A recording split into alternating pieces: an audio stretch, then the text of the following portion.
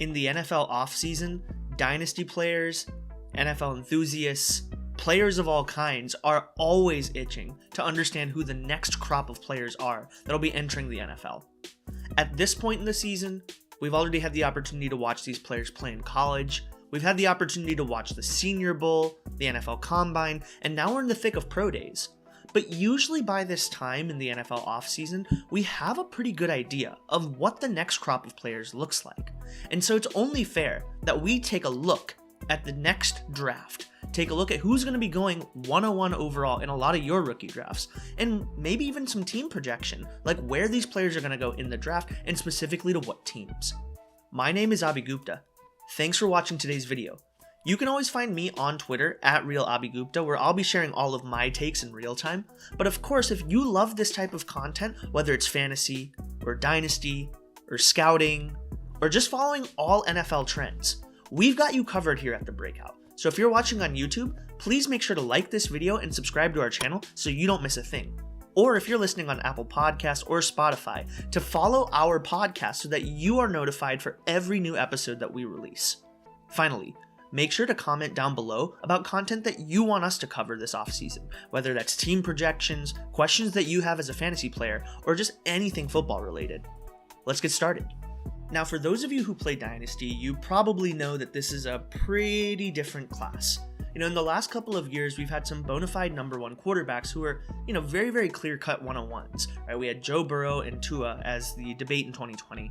We had Trevor Lawrence as really the main quarterback of last year's class, alongside a lot of strong other quarterbacks that people liked, including Justin Fields, Zach Wilson, Trey Lance, and Mac Jones. And in Dynasty, especially when you play Superflex and you've got two quarterbacks, you know how much positional value really matters. It doesn't matter if Jonathan Taylor is on the table. Simply having a starting quarterback that has the potential to reach tier 1 status is really, really valuable. And when you're going 101 overall, you're almost baking in that price with that pick. So either you're going to pick a quarterback 101 overall, or you're going to trade it to somebody who will. But in this draft class, we have heard time and time again that the quarterback class isn't really the same as most other years. And so that leaves people who have the 101 overall pick in a bit of a predicament. Do you still take a quarterback even though there are way more question marks than other years? And we know how low the hit rates are with quarterbacks. Do you take a running back who could potentially have a low shelf life? Do you take a tight end? Nah, let's not go down that route. Or do you take a wide receiver who, could very well become the next Jamar Chase if you believe that strongly? Well, I'm here to give you some answers. So let's go right into the 101 pick. The 101 in a Superflex Dynasty draft, according to the Breakout, is Breece Hall, running back out of Iowa State. Now, of course, we've talked about the positional value of running backs on this show before, but the fact of the matter is that Breece Hall is the most solid player that we have seen in this entire process. We already knew coming out of college that Breece Hall was killing it. He started since his freshman year. He led the nation in rushing in 2020. And during that same year, he had 100 more rushing yards than Najee in one less game. So really what we know about Breece Hall is that he's steady. He does a lot of things pretty well. He doesn't do any one thing necessarily better than everybody else, but you really can't poke a hole into his game.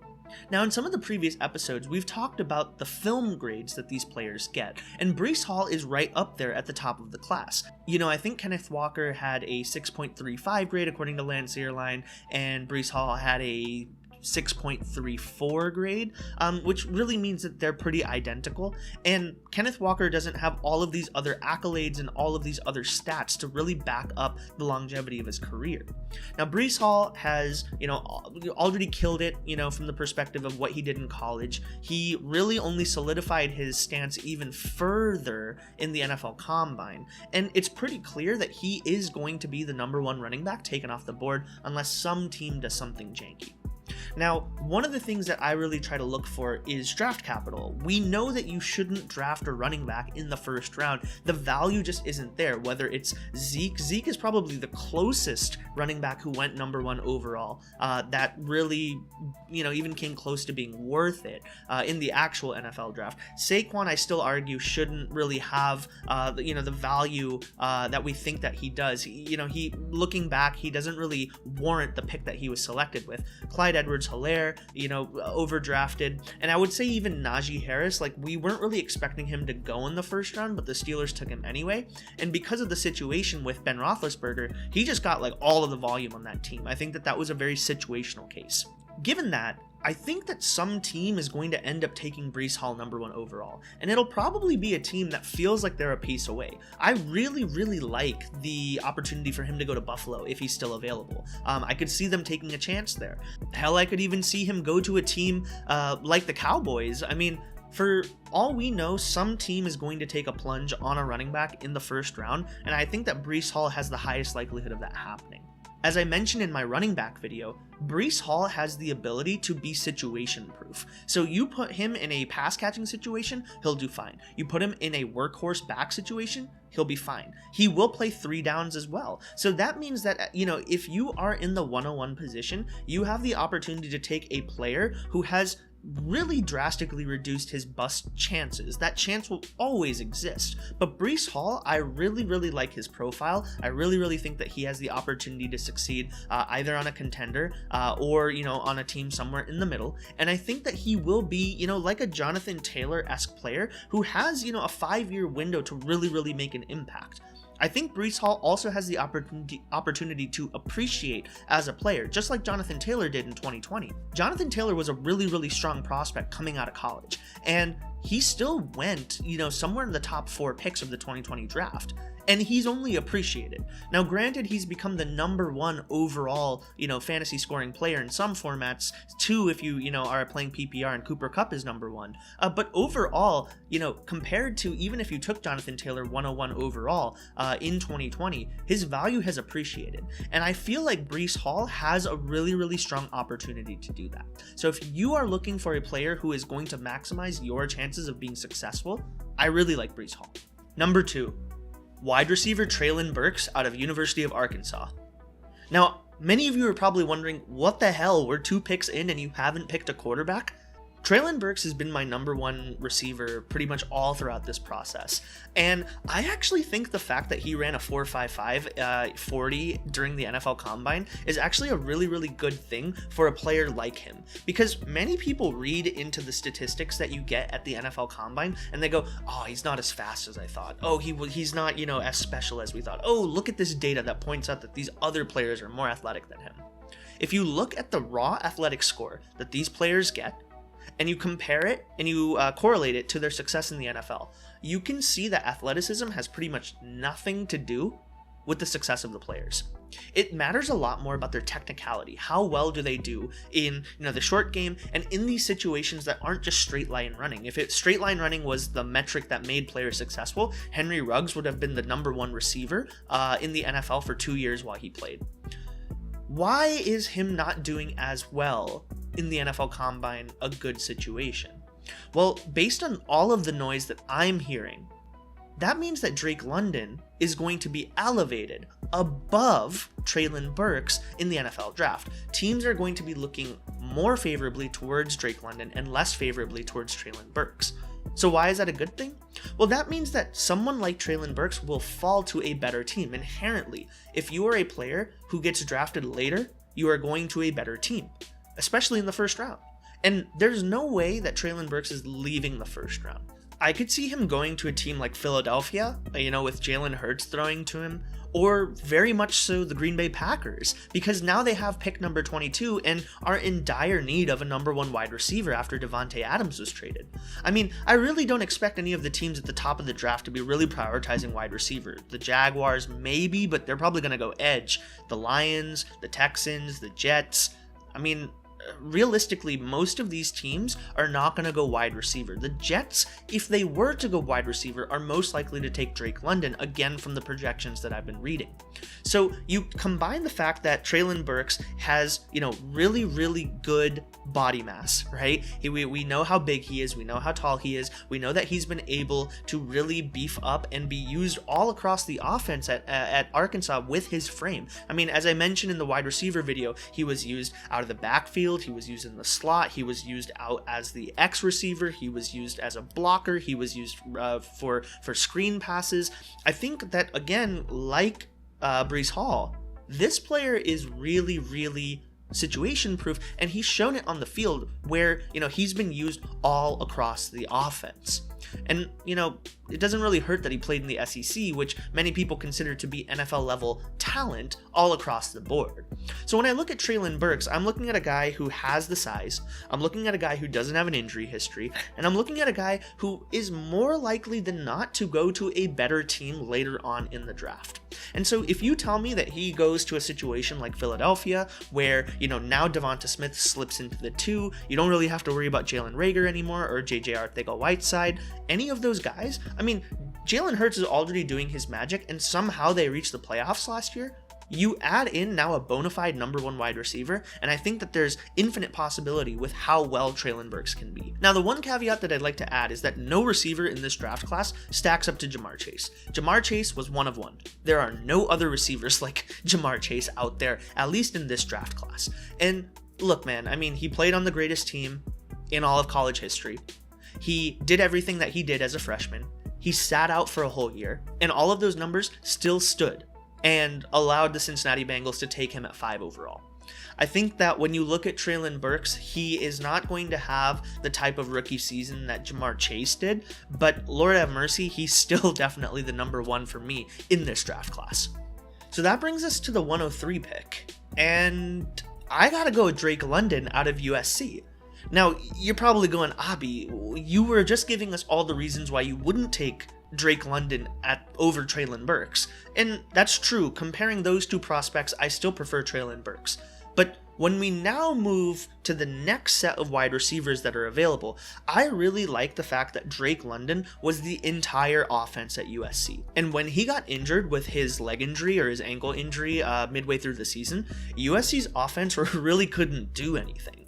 I mean, he is coming into the NFL with, a bone injury, which is unfortunate, but it's, again, a lot easier to come back from than any type of muscle injury. And, when he did play, he showed you that he can be an alpha. I mean, I've talked about how much, Drake London has the ability to leverage his size in order to make an impact on the NFL field. And again, if you look at his BMI, 24.9, standing at 6'5", 210 pounds, a breakout age of 18, he checks a lot of the boxes that you're looking for. Treylon Burks is just more preferable to me. But at 103, I, again, think that he has the potential to go to a team like the Jets, where he would be the number 1 receiver for Zach Wilson.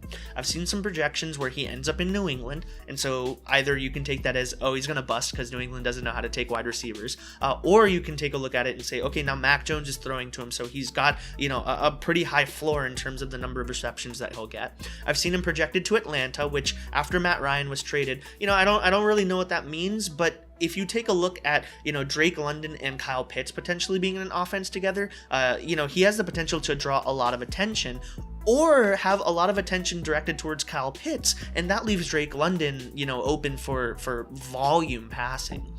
I think all things said, I really like Drake London as a volume wide receiver in the NFL, at least at the top end of his player profile. And all things said, if he wasn't injured, I think that he would have a lot more of a debate to Treylon Burks as the number 1 receiver in this draft class. But, if I'm sitting there at 103 and I have the option to take who would be a wide receiver 1 in a lot of draft classes at the 3rd overall position, I would be licking my lips ready to click that draft button. Number 4, Malik Willis, quarterback out of Liberty. Finally, we're taking a quarterback in this draft, and it's about due time. If you're sitting at the 104 position in this draft, and you have a quarterback like Malik Willis sitting at your lap, you really can't wait to smash the draft button for this player. Now, I think it's really important to call out what Malik Willis brings to the table.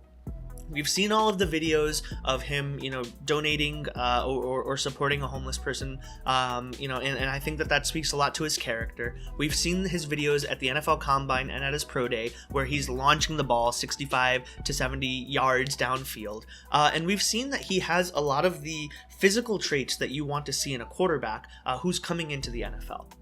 But I think what's really, really important to understand is that much like Trey Lance, this player is super duper raw. And so that means that he is not going to be making an impact in the first year in the NFL. He's going to need time to develop, and his situation is going to matter a lot. I took a look at just the NFC for places that a quarterback might end up getting drafted. And here's the list that I could come up with. Detroit, who has the 2nd overall pick. The Giants, who have the 5th and 7th overall pick. Carolina, who has the 6th overall pick. Atlanta, who has the 8th overall pick. Seattle, who has the 9th overall pick. And New Orleans, who has the 18th overall pick. So when you look at just the top 10, you have Detroit, Seattle, the Giants, Carolina, and Atlanta. So we have already 5 teams that are quarterback needy that might pounce in the first 10 picks of the NFL draft. And so when you look at the number of teams that might want to pounce on Malik Willis, I don't think that he's going to escape the top 10, which means that he's going to be getting really, really important draft capital, which is a strong correlator to how many opportunities and how many resources are going to be invested in his development. I think that if he ends up in a place like Seattle, he will get the opportunity to sit. If he goes to Detroit, he will be sitting and learning under Jared Goff, who, is still an NFL starter who got to the Super Bowl. If he goes to Carolina, I think that he'll have the opportunity to develop under Matt Rule, playing behind Sam Darnold, who, ultimately is going to be, someone who is a stopgap quarterback for the Panthers. If he goes to Atlanta, he's going to have weapons that he'll have the opportunity to play with, such as, Kyle Pitts, Calvin Ridley when he comes back. There are options in Atlanta, but that team is in a rebuild, so it makes total sense for them to draft a quarterback that is a project. And finally, if you look at a team like the New York Giants, you have the opportunity for this quarterback to learn under Brian Daboll with a team that generally has some talent on it, and it is entering probably the weakest division in the NFL. I think Malik Willis is a quarterback who just inherently, I'm going to bet on the upside because there's a lot of opportunity for him to realize even 50% of what he could be. And as we always know, quarterbacks don't really depreciate after year 1. So if I'm sitting at the 4th overall pick, I'm definitely taking this guy. Number 5, Isaiah Spiller, running back out of Texas A&M. I really like Isaiah Spiller's profile after spending some more time looking at the comments that I got underneath my video, flaming me for not having Isaiah Spiller higher. I think the fact of the matter is that Isaiah Spiller is the type of guy that the NFL likes to draft. I can expect him to get 2nd round draft capital. I can expect him to go to a team that will invest in him, and I think that he is NFL ready. So that means that a player like him is going to enter the NFL with a lot of the skills and a lot of the opportunities to defeat the narrative that is plaguing him right now, which is that, he was cuffed, right? He got less than 50% of the backfield share of carries and receptions, and that's scaring a lot of people off in the analytics community. But as we've talked over and over again, Isaiah Spiller has what film guys love. He's got explosiveness. He's got the ability to change direction. His top speed from some of the metrics that I've been seeing are over 21 miles an hour. So he's got the speed that you want to see in the NFL. I think Isaiah Spiller has a lot of potential, and I think that he is a running back that is pretty much in that top tier of this running back class. So if I'm looking for a guy who can anchor my team and has the opportunity to score a lot of points in the NFL, Isaiah Spiller is a guy that I would love to take at the 5 position.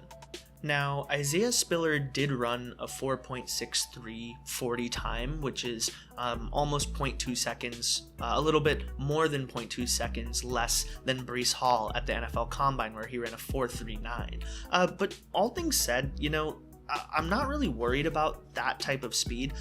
I think any running back that's taken, in the 2nd round still gets tangible enough resources. They may have to prove themselves on an NFL team like Jonathan Taylor did when he was taken in the 2nd round and then was doghoused midway through the season in 2020 until he really proved himself, came on late, killed it at the end of 2020, and then proceeded to kill it even further in 2021. I really think that Isaiah Spiller has the opportunity to be a player like that for an NFL franchise. Isaiah Spiller has a 32% missed tackle rate, which is on par with the other 2 tier 1 running backs for this class, Breece Hall and Kenneth Walker. And he also has, a pretty high career explosive rush percentage, 16%, which is higher than Breece Hall's. when I re-evaluate this player's profile as a prospect, I'm understanding that there is a lot of context that needs to be given to Isaiah Spiller. And, when you look at the metrics that underlie his performance in college, I really do think that Isaiah Spiller has the opportunity to become the number 1 running back from this draft class. But given the data that we have right now, he feels like a number 2. Now, why do I have him at 105? Well, the reason is because now the entire community is starting to fade him, which means that you have an opportunity to get a number 1 running back type player at a number 5 position. And so that means that you have value to extract here. You could go with the quarterback, you could go with another wide receiver, but I think that this running back has a lot of upside that you should be taking at the number 5 overall position in your dynasty draft. Number 6, Garrett Wilson, wide receiver out of Ohio State. Now, I had Garrett Wilson pretty low in my original wide receiver video, and many of you didn't really agree with my take, and so I really wanted to understand what was I missing, if anything at all. And I went back and reevaluated his prospect profile. Now, his numbers were what really scared me, right? Most of you were like, how can you index so hard to his numbers? What were they? Well, he performed pretty decently, 70 catches, almost 1,100 yards receiving, 12 touchdowns, and he had a 21.4% dominator rating. He has a pretty good BMI of 26, a breakout age of 20.1, and has a 2.1 for receiving yards per team pass attempt. All statistics that, they pass the bar. But I was spooked by the fact that his breakout age was 20. Seemed a bit high for me. But when you take a look at his film, right, the film is where everybody falls in love with Garrett Wilson. He's extremely quick on the release. He gets free really quickly. His releases are really clean. He's pretty much able to put the defender on skates, and he's really, really acrobatic when he's got the ball in his vicinity. Always comes down with it. We have this very iconic image of Garrett Wilson going up and making an acrobatic catch in the college football playoff semifinal against Clemson. And I think that, I really do think that I over-indexed on the breakout age. If you take into account the fact that he played with Jackson Smith-Njigba, and he played with Chris Olave, and yet he still was able to surpass a 20% dominator rating. And he was able to do all of this while playing with Jackson Smith-Njigba and Chris Olave, and while CJ Stroud struggled for the first quarter of the season. I think that it is really impressive, and Garrett Wilson has now done this across 2 quarterbacks, both Justin Fields and CJ Stroud in 2020 and 2021 respectively. I think Garrett Wilson has a lot of potential in the NFL. He is a player that so many people think would have gone to the Raiders had they not traded for Devontae Adams. You look at his combine measurables, he ran a 4.38, which is fast, but not too fast, right? Guys who have the fastest speeds generally seem to flame out in the NFL, but his 40 speed is right in that sweet spot between 4.3 and 4.5, and I think that for a guy who has a 26 BMI, that's pretty fast. His shuttle speed was really good. He had a vertical jump of 36, and he received an NFL prospect grade of 6.5, which means that he's a boomer bust prospect. And I think that really, that is how I view Garrett Wilson. He has the potential to be a monster in the NFL. He also has the potential to flame out. But the more that I look at his tape, the more that I look at his potential, I think I'd like to take him at this spot as the 3rd wide receiver off the board, ahead of some of the other running backs, tight ends, and quarterbacks, because he's just got that kind of upside. And when you're drafting in these rookie drafts, your goal is to maximize the number of chances that you have to land a Jamar Chase type player, a Joe Burrow type player, a player who's going to make an impact that is game breaking, like a Josh Allen. And so Garrett Wilson gives you that potential. It's up to him to realize it. At 107, I'm going to be taking Kenny Walker out of Michigan State University. Now, Kenny Walker has dropped to my running back 3, despite a lot of great production that he's had in the NFL Combine. Let me explain why. Kenny Walker is a guy who, as we talked about in my running back video, he's a guy who had to switch from Wake Forest over to Michigan State, found a lot of success, and this year he's really increased his draft stock. He has been really, really successful running the ball, but he hasn't really seen a lot of success catching the ball, and that's really where I'm concerned about his player profile. He obviously might have that repertoire.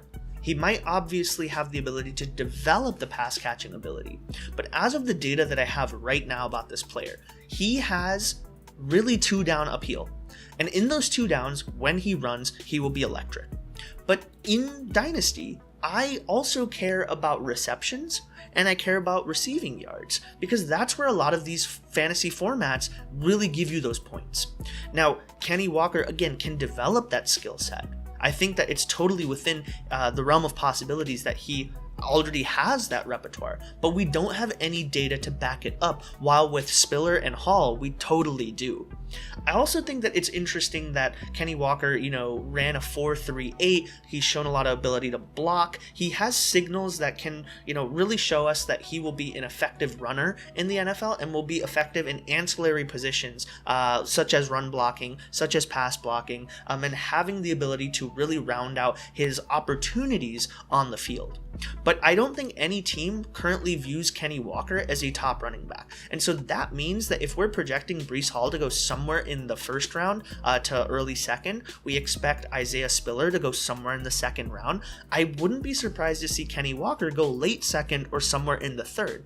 He's definitely going to get drafted. Some team is going to pick him up. But after this, you have a massive drop off in running back player potential in this draft class. So with all of that being said, I think that if you have the opportunity to draft Kenny Walker, I think that he will be a running back 1 at some point in his career. But will he be as dynamic and as, electric as an Austin Eckler, who has both the rushing and the receiving ability? As of right now, the data doesn't exactly point to it, and so he falls to my 3rd running back at number 7 overall. At number 8, I'm taking quarterback Kenny Pickett out of Pittsburgh. Kenny Pickett going at number 8 overall in a Dynasty Superflex rookie draft is kind of absurd, right? How can the 2nd quarterback be coming off of the board with the 8th overall pick? Well, I'll tell you why. It's because Kenny Pickett is going to get drafted in the 1st round, but he is nowhere close to the level of player that we have seen in previous drafts. When I made my quarterback video back at the end of the college football season, I had Malik Willis as my number 2 overall quarterback, and I said that if he gets more attention, I can see him going as the number 1 overall quarterback.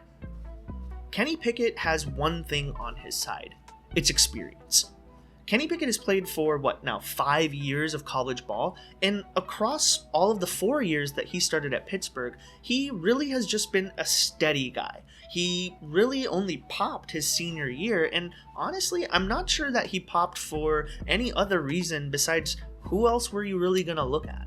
Kenny Pickett's gotten the attention of a lot of NFL franchises. We've heard rumors of him getting drafted by Seattle or Carolina or Atlanta or even New Orleans. And I think that all of those places, are very valid options for him to go. But I definitely don't think that he is a game changer. And I definitely don't think that he's a quarterback that's going to completely revolutionize a franchise. I think that his ceiling is a quarterback who, has the potential to be a solid starter in the NFL. I mean, look at a guy like Kirk Cousins, or hell, even look at a guy like Andy Dalton in his prime years, which is actually Kenny Pickett's comp according to Lance Zierlein.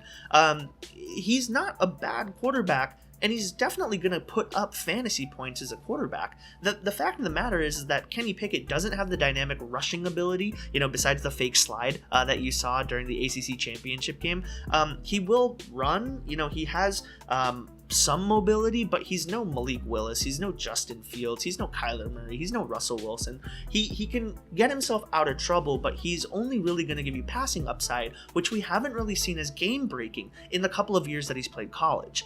I think that, he has the tools in order to be successful in the NFL. I think he shows anticipation. I think that he shows the ability to read defenses. But his skill, physically, and how he's really performed on the field doesn't really give me a lot of confidence that he's going to become a Josh Allen type, or, a top tier quarterback that you would expect to see at the top of those dynasty rankings. And so when you look at the upside of the other 7 players that were drafted ahead of him, I really think that Kenny Pickett is that kind of guy that, if he hits, he's going to turn into a Kirk Cousins. It's the same type of argument that I made about Mac Jones last year. Mac Jones may have a lot of, fans on his side because of his high floor, but I'm not really chasing floor in the NFL. I'm really chasing for players who have the ability to make game-breaking impact, and I'm chasing upside every single place that I go. Kenny Pickett, if you're telling me that his NFL comp is Andy Dalton in his prime years or Kirk Cousins, I'm gonna really try to exhaust my other options before I come to a guy like him. Now, looking at the things that he could be, I think that he has the potential to be a steady QB2 on your roster. Much like I view Mac Jones and much like I view Kirk Cousins, with the exception of last year. Kirk Cousins balled out last year, but let's face it, he's like 30 plus. It took him a very, very long time to become the Kirk Cousins that, really performed on the field and didn't slump in these primetime games. Kenny Pickett has the ability to be someone who anchors your team, but he's not going to be the guy who's scoring the points that win you a championship. And so for that reason, with the 8th overall pick, I think that Kenny Pickett can be a good value here. You're getting a quarterback, you're getting a guy who's going to make an impact on your team as a QB2, and he's going to have a pretty low ceiling, but he's also going to have a pretty high floor, which means that he's going to guarantee you some points if he ends up hitting as a quarterback in the NFL. Number 9, Matt Corral, quarterback out of Ole Miss. Where has Matt Corral gone? I mean, he was my number 1 quarterback back in the fall time. He was everybody's quarterback number 1 in the fall time. And then he simply hurts himself, and now we don't even talk about him anymore.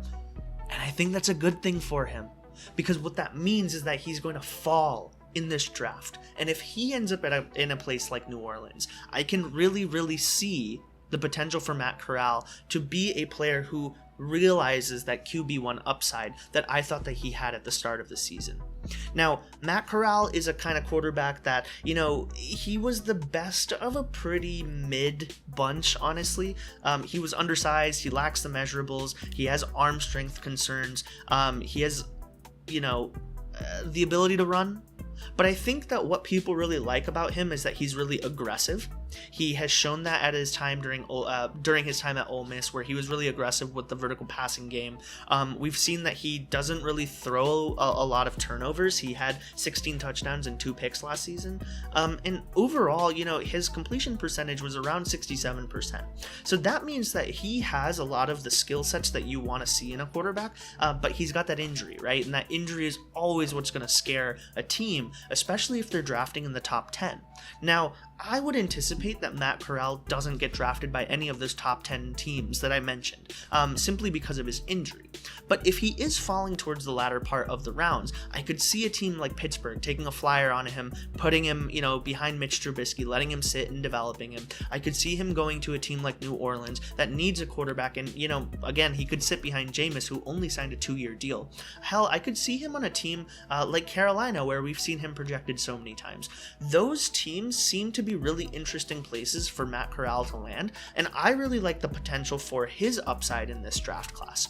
So with all of that being said, we raved a lot about like the off-platform throws that he has, which is the same reason that everyone loved Zach Wilson. And I think that when you look at a quarterback like Zach Wilson, who, was being comped to like Aaron Rodgers and Patrick Mahomes with his off-platform throws, as a rookie, that can be really, really terrifying, as we ended up seeing manifest with Zach Wilson's performance last season.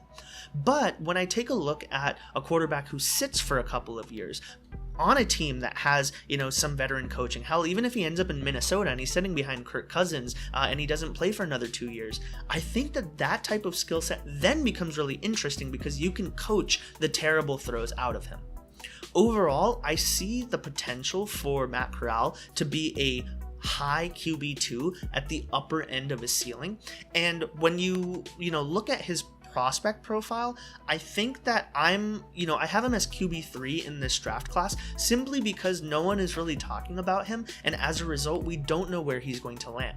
It'll make a big difference to me if a quarterback like Matt Corral ends up in Detroit versus if he ends up in Washington, versus if he ends up in New York, versus if he ends up in Pittsburgh. All of those situations matter, and accordingly, Matt Corral is sitting here at number 9 overall.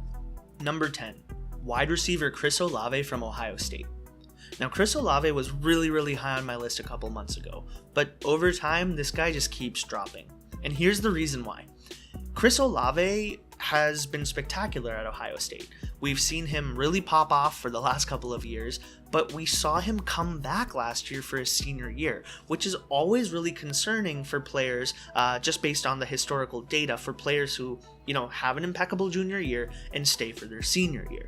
Now, the number that really sticks out to me is that he couldn't crack 20% dominator rating his senior year, and Garrett Wilson was able to do that. His BMI is also around 25, and sitting at 189 pounds, I'd like to see him get a little beefier, but that's neither here nor there.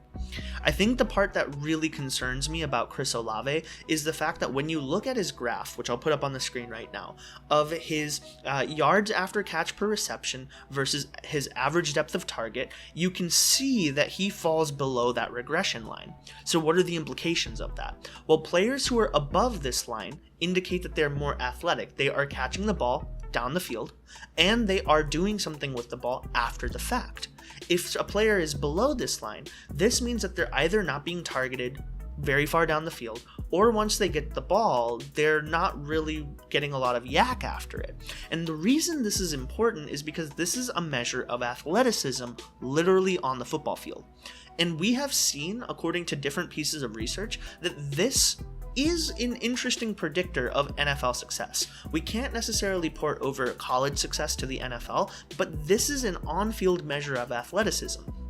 And when I mix in the concerns about Chris Olave, he's fallen down my list clearly here, I believe at my wide receiver 4, which is much worse than what I had him, a couple of months ago. But here's the saving grace for Chris Olave for me. I still think he's going to get first-round draft capital. Where he goes makes a huge difference, because if he ends up in places like the LA Chargers, which I see him projected to, he could be sitting, or he could be playing as the wide receiver 3 behind Keenan Allen, behind Mike Williams, and then playing as the wide receiver 3. I really, really like his potential. But if he goes somewhere even like Green Bay, he will be getting volume even if he isn't really wide receiver 1 talent. I mean, look at what Devonta Smith did in Philly last year. I've never looked at Devonta Smith as a wide receiver 1 in the NFL. I view him as a low wide receiver 1 on some days when you need him to be. But as evidenced by his production, he really would fit the role and do really, really well as a wide receiver 2, at his peak value. I think that that's the same for a player like Chris Olave. And looking at, the tier drop off that we see with players after this pick, I really think that Chris Olave is the last player that should be getting first-round draft capital if you have a rookie pick. If you have a pick after the 10th player in this draft, I think you should trade that first-round pick. I think you should trade it, go cash out, go get more picks, go move it over for 2023 picks. If no one's trading you those, 2024, hell, trade that pick for, Chase Claypool. I am seeing some trades on Twitter and across different, leagues that I'm looking at where Chase Claypool is going for a late first-round pick. At this point, you're just trying to cash in some lottery tickets. And Chris Olave definitely gives you the opportunity to do that. A lot of pros, a lot of cons. It literally could go either way. And I think at pick 10, it's worth taking the chance. Number 11, Desmond Ridder, quarterback for the Cincinnati Bearcats. Now, this quarterback is my first, second, third, fourth off of my list here in the first round. And this really has to do with the fact that there are 2 factors really lifting Desmond Ridder's stock for me in this rookie draft. The first is simply positional value. I think that Desmond Ridder is, in the next tier of quarterbacks in this draft class with Sam Howell, really with Sam Howell as a tier 2 quarterback in this NFL draft class. But there is inherent positional value that you're getting at the 11th overall pick. I mean, last year we were seeing Mac Jones go somewhere in the 109 to 112 range. And I think that that's a really good place to take a quarterback if he's getting the requisite draft capital. Now, will he get that requisite draft capital? I think that it's totally possible. If you look at the quarterbacks that benefited the most from the NFL Combine, I think that Desmond Ridder falls into that group. He had a really strong performance. Scouts and coaches really liked what they had to see. He got a lot of positive commentary, and no one is really looking at Desmond Ridder as a quarterback that's going to start. week 1 in the NFL in 2022. Everybody knows that he's got talent, but he needs to be developed. His talent is not on the same level as Malik Willis. His body of work is not the same as Kenny Pickett. His high-level athleticism and his explosive plays are not those of Matt Corral, but he has shades of a lot of successful traits in the NFL. As we've talked about, his anticipation is really good. We think that Desmond Ridder really can leverage his run game in the NFL. And again, if he goes to a place like Pittsburgh, if he goes to a place like New Orleans, hell, even if he goes to Tampa Bay, right, and he's sitting behind Brady and has to fight it out with Kyle Trask in order to have that quarterback job once Brady retires, I think that Desmond Ridder is a guy that I want sitting on my team just in case. I don't think that he's going to get first-round draft capital, but I can see a team drafting Desmond Ridder somewhere in the second round. And I think that that's a really interesting value proposition because he could even go to Indianapolis, right? And sit for 3 years behind Matt Ryan. Matt Ryan finally decides to retire, and now we've had the opportunity to develop him for 3 years. Very similar to Jordan Love, right? Jordan Love, the Packers drafted him with the anticipation that he's going to be a quarterback for the Green Bay Packers' future. They knew he wasn't NFL ready. They needed to develop him. They spent 3 to 4 years developing him, and now look at where we're at. Like, people don't really think that Jordan Love has really panned out. But that has a lot more to do with the development of that player and his raw potential. In other situations, we've seen it work out, literally like Aaron Rodgers. And I think that Desmond Ridder has that potential too. Not to be Aaron Rodgers, of course, but to be a quarterback that is groomed into a successful starting NFL quarterback. So once again, towards the end of the first round, I'm looking at a quarterback that is going to get NFL investment. I think that it's a pretty good bet for a player like him to be sitting on your team at 111. And that brings me to the final pick of this rookie mock draft. At number 12, I'm taking wide receiver Jameson Williams of Alabama. Now, Jameson Williams is a prospect who tore his ACL in the NCAA championship game. Jameson Williams really came onto the scene this year after 2 years of not really playing at Ohio State, transferred to Alabama, and really facing no competition, became the number 1 receiver in that offense. As I talked about in the wide receiver video, Jameson Williams is an outlier case because he doesn't have data for 2 full years and then popped his junior year. And I think that, right here is an interesting place in a draft to take a player with Jameson Williams' profile. We have seen him really do well in college. He doesn't have enough data for me to take him number 1 overall, or as at the very least as a wide receiver number 1. But at the 112 position, I think that I'm swinging and I'm trying to see where this player can take me and my team. I really think that he has the potential to be successful in the NFL, coming back to this chart that I showed around Chris Olave, where his athleticism is clearly there, right? He's got yards after catch, he's got average depth of target, and he's above that line, which indicates that not only is he being thrown the ball deep down the field, an average depth of target around 15 yards, but he's also getting an average of about 8 yards after catch per reception. So he is catching the ball down the field, and he's going further with the ball after he's made those catches. So in the NFL, what is Jameson Williams? I don't know. But like I mentioned for Chris Olave, put him in a situation like Green Bay. Put him in a situation like the LA Chargers. Hell, put him in a situation like the LA Rams, somewhere in one of those compensatory picks in the second or third rounds. I think that Jameson Williams is a really interesting player to take at the end of a first round rookie draft, because this is the sweet spot. You're not going to get any players that are going to be game breaking for sure. Everything at the end of the first round is risk. But Jameson Williams is a guy that I want to take a risk on at this point in the draft, and I think you should too. And so that brings us to the end of today's video. Thank you for watching today's video. If you like this content, please make sure to like and subscribe to The Breakout. Again, we really appreciate it. Make sure to comment down below. Follow me on Twitter @RealAbhiGupta, and we will catch you next time.